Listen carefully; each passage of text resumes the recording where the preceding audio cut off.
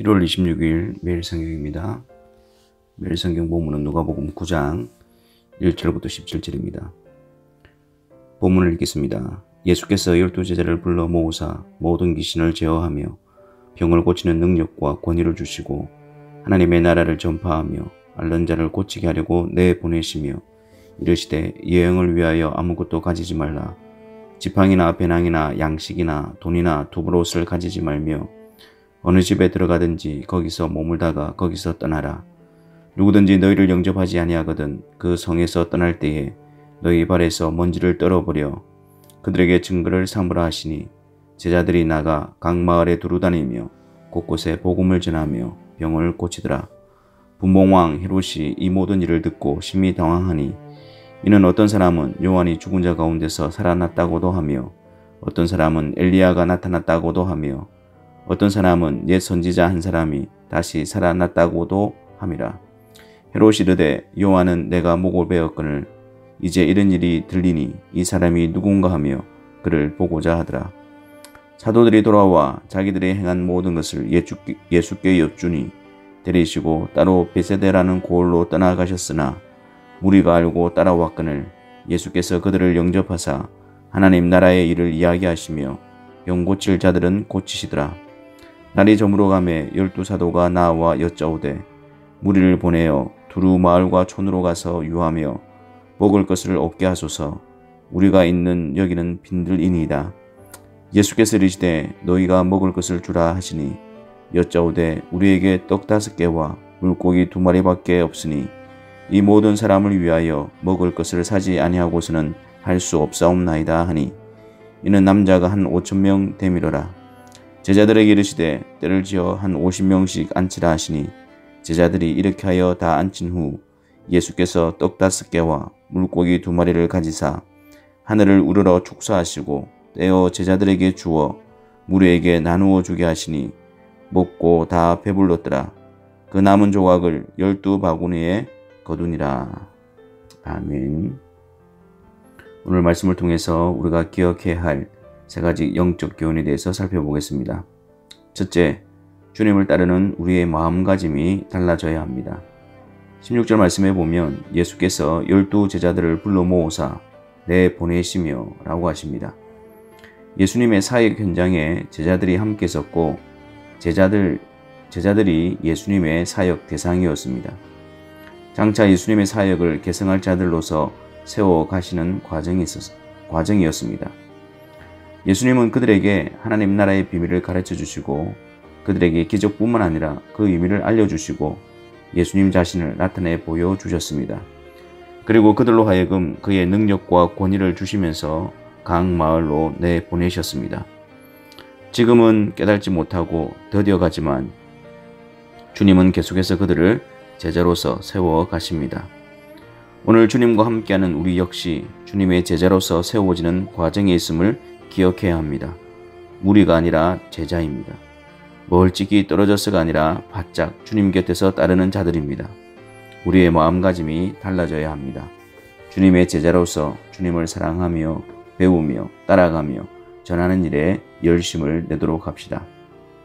두 번째로 홀로 보냄을 받는 것이 아니라 성령으로 말미암아 주께서 함께 하심 속에 보냄을 받는 것입니다. 10절 말씀에 사도들이 돌아와 자기들이 행한 모든 것을 예수님께 보고합니다. 예수님께서는 제자들에게 모든 귀신을 제어하며 병을 고치는 능력과 권위를 주셔서 하나님의 나라를 전파하며 앓는 자를 고칠 수 있도록 하셨습니다.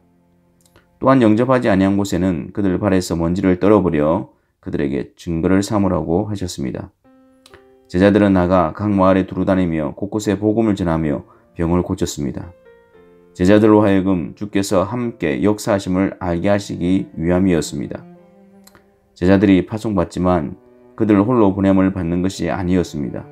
주의 능력과 권세로서 주께서 그들과 함께 하심을 알게 하심으로 담대히 주의 복음을 전하도록 하셨던 것입니다. 주님께서 부활하시고 승천하신 후에 이제는 성령을 통해서 우리와 함께 하심을 알게 해주시고 복음 사역을 감당하도록 하십니다. 성령의 권능으로 복음을 알고 복음을 담대히 전하게 하십니다. 성령께서는 복음을 통해 아버지의 뜻에 따라 어떤 자들에게는 주께로 부르시는 구원의 능력으로, 혹은 어떤 자들에게는 주를 대적하는 자리에 두심으로 심판의 근거로 사용하십니다. 우리 안에 그리스도로 충만해지며 우리를 통해서 어떤 상황에서도 그리스도를 전하고 우리가 전한 복음을 통해서 주의 뜻을 이루어 가심이 성령의 권능이며, 성령의 권능은 곧 주께서 우리와 함께 하심을 알게 하심입니다. 세 번째로 13절 말씀에 너희가 먹을 것을 주라고 하십니다. 많은 사람들이 예수님께로 나왔습니다. 예수님께서는 하나님 나라의 일을 말씀하시고 병 고칠 자들을 고치셨습니다. 이제 날이 저물어가고 그곳은 빈들이었습니다. 제자들이 예수님께로 나와 무리를 보내어 두루 마을과 촌으로 가서 유하며 먹을 것을 얻게 하소서라고 합니다. 그러자 주님께서는 너희가 먹을 것을 주라 라고 하십니다. 그들은 주님의 말씀이 무엇을 의미하는지 몰랐을 뿐만 아니라 불신앙적인 마음을 나타내 보이기도 합니다. 하지만 그들은 너희가 먹을 것을 주라 라고 하신 주님의 말씀을 이해하고 그 말씀대로 순종할 때가 올 것입니다. 우리에게 떡 5개와 물고기 2마리밖에 없으니 이 모든 사람을 위하여 먹을 것을 사지 아니하고서는 할 수 없사옵나이다 라고 합니다. 주님 앞에서 그들은 그들의 판단과 생각을 틀림없는 것처럼 말합니다. 다른 일은 전혀 일어날 수 없다는 듯이 말합니다. 지금까지 주님과 함께 있으면서 들었고 보았으며 방금 전까지는 복음의 현장에서 주의 능력과 권세로 놀라운 일을 경험하기까지 했습니다. 하지만 그들은 주님 앞에서 또다시 불신앙의 짙은 어둠 속에 갇히고 말았습니다. 그들은 또다시 주님을 향한 믿음 불능 상태에 빠지고 말았습니다. 육신의 눈으로만 보고 육신의 생각으로만 가득 차 있었고 아예 그것을 확신하기까지 했습니다. 믿음의 역사에 대한 여지를 조금도 남겨두지 않았습니다.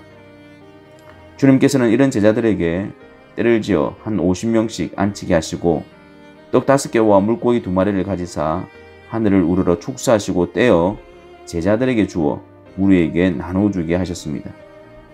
주님은 제자들의 불신앙을 걷어내시고 그들 마음에 주님에 대한 믿음을 일으키사 주님의 명령에 순종하게 하셨습니다. 그리고 그곳에서 주님이 어떤 분이심을 다시 보여주셨습니다. 너희가 먹을 것을 주라 라는 것은 그들의 능력이 아니라 함께 하시는 주님의 능력이며 주님을 의지하여 감당하라는 의미였습니다. 주님은 그들에 대해 사랑하심과 인내하심으로 계속해서 가르치시고 보여주셨습니다. 때가 되면 그들이 주님의 증인으로 제자로서 성숙해지며 그 사명을 감당하게 될 것을 아셨기 때문입니다. 그들의 가능성 때문이 아니라 그들을 통해서 이루실 주의 뜻과 계획으로 말미암음입니다. 우리 자체에 가능성과 기대가 있는 것이 아닙니다. 우리를 통해 주의 뜻과 나라를 이루실 주님께 기대가 있는 것이며 소망이 있는 것입니다. 주님이 바로 인내의 이유이며 수고의 이유이며 멈출 수 없는 이유입니다.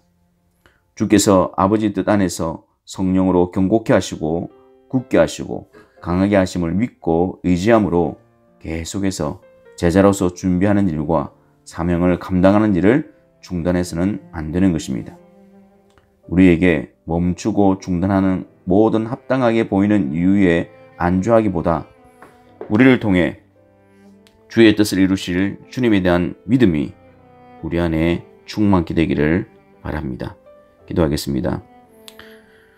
주님, 저희들을 주님께로 불러주시고 주님의 제자로 삼으시고 우리를 통하여 주의 복된 소식과 주님의 이름과 영광을 드러내게 해주시니 감사합니다. 턱없이 부족하고 또 불가능해 보이고 더뎌가는 발걸음이지만 주님께서 우리를 붙드시고 우리를 포기하지 않으시기에 우리에게 희망과 기대와 소망이 있는 것입니다. 주님, 그 주님의 변함없는 이끄심 앞에 우리가 더욱 열심을 품고 주님의 제자로 세워지는 모든 성도들이 되게 하여 주옵소서. 예수 그리스도의 이름으로 기도하옵나이다. 아멘.